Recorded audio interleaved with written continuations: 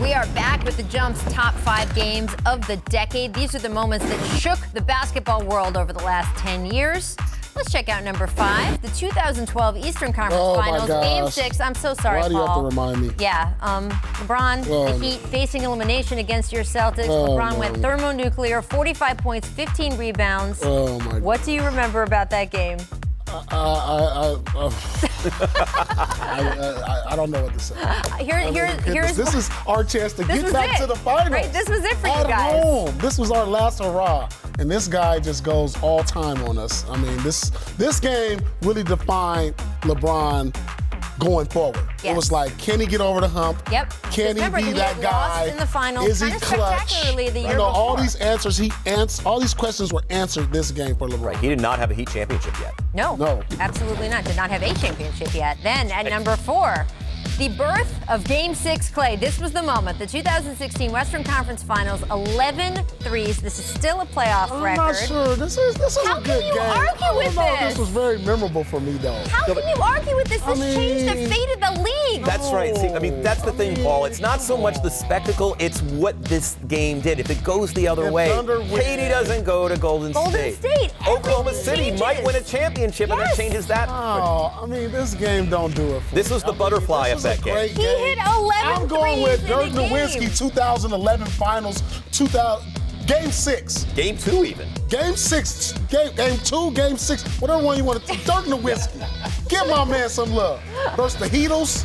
I'm just saying. This is the one-man show versus the Heatles. This did not change the fate of the league. This game Klay right here. Thompson Look, from his fingertips. This game 2. Because of that. This right here. I love that shot. This right I love here. that. That's Game 2. This was way more memorable. Game 2 double. Oh my goodness. All you right, guys, so number 3, I'm gonna have a the nervous final breakdown. day of the 2016 regular I'm having a nervous season. breakdown. Kobe dropping 60 in his farewell performance. Paul, you battled with Kobe in the finals. What did you think while you were watching I was the in end of Phoenix this? with the Clippers, and the game was over. The arena was empty. The reporters were gone, and we sat there and watched him. In the locker room. In the locker room. We sat here and watched him. I will never forget this day. I will never forget his farewell game, and I will never forget when he scored 81 where I was at. Oh, I covered this game, and I went up to Shaquille O'Neal afterward because remember they brought a bunch of his old teammates back. And I said, what did you think? He goes, I saw him at halftime, and I said, you better go for 50. And he said, and the mother bleeper went for 60. Boom.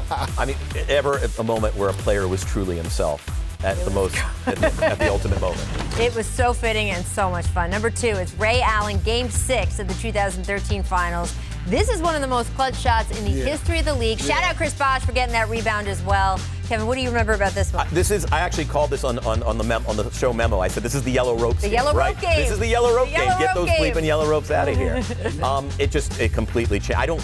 It was the most heartbreaking loss. I mean, it totally informed the way the Spurs just had the offseason and the next season. It was just, I can't remember a game where fate twisted more improbably at a single moment than this one. Changes how we remember Ray Allen, too, At the right, Paul? moment, we were on speaking terms for reasons of him going to the Heat. But this shot was so great.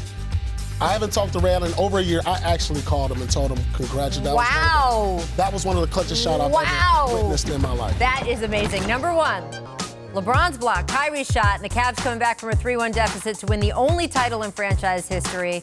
Paul, you were there that night. This was something to witness. This was the greatest game I've ever seen LeBron play. Well, second greatest game. Game 1 of the last finals he was right, with that he didn't even win, yes. He didn't win. That was the first. But this right here, clutch once again.